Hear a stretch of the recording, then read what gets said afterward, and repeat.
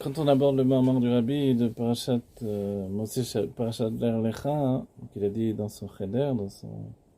dans son bureau, donc c'est l'année Tafshin Lametret, c'est rapporté dans les Melukatim. Là-bas, le Rabbi nous dit que le fait que l'âme doit sortir de sa situation précédente, donc ce qui est dit par rapport à Abraham, Lech Lecha, Me'artzecha Mimolatecha, ou Mibet Avecha, El Aretz Asher Areka. Donc en fait, l'âme va sortir pour aller à la rencontre de la Malchut. La terre, c'est la Malchut,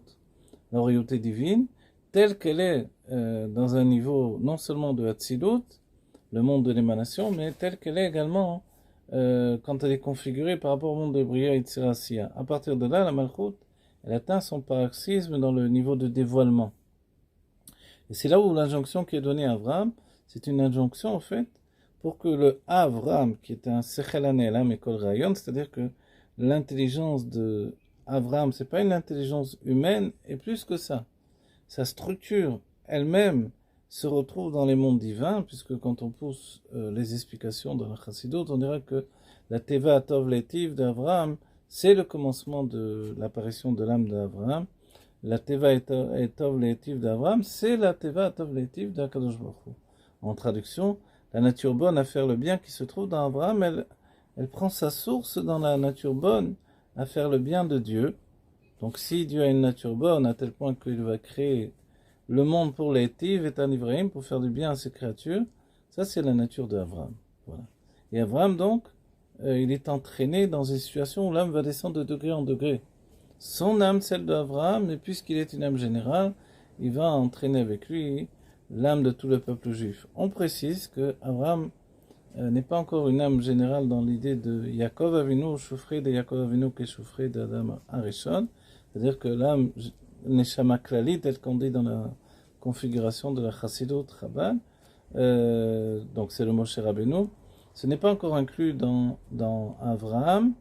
mais lui il est déjà appelé la main droite de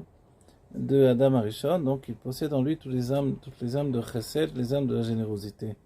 C'est pour ça qu'il faut absolument lui adjoindre l'âme de Sarah, pour que Sarah se configure comme étant le corps d'Abraham, et ensemble ils construisent une sphira complète, avec à la fois le Chesed d'Abraham et la rigueur de Sarah, et la rigueur de Sarah précisément telle qu'elle est dans son paroxysme où elle se dévoile dans la Bina, et là-bas elle est remplacée par la joie. Sous-entendu que la rigueur, ou la gvura, donc la rigueur, c'est-à-dire ce qu'il y a de plus difficile, de plus terrible ou de plus sévère dans le dévoilement du divin, en fait, ça prend sa source dans la joie. Et la joie, c'est le moyen de, non seulement l'amtik et de radoucir les mesures de sévérité, mais la joie, c'est vraiment ce qui permet même, dira le Rabbi, on le verra par la suite, de transformer la faute d'Adam Arishon et la faute qui devient la faute de Noir lorsqu'il va boire à son tour. Le vin de la joie, c'est le vin de Sarah. Mais auparavant, on a cette situation où Abraham doit descendre à la rencontre de la matière, et il descend dans un monde de matière,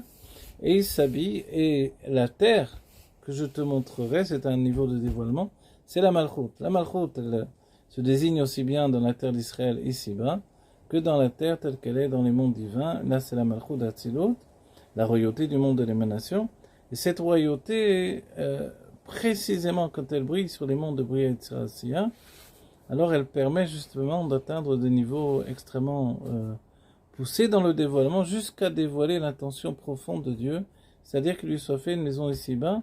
dans ce monde. Et tout ça, évidemment, s'entraîne le dévoilement de Avram Avinu, depuis sa source divine vers la matière, mais c'est aussi pour nous la compréhension que l'âme va descendre dans ce monde, de niveau en niveau, pour se réaliser dans le monde de la matière.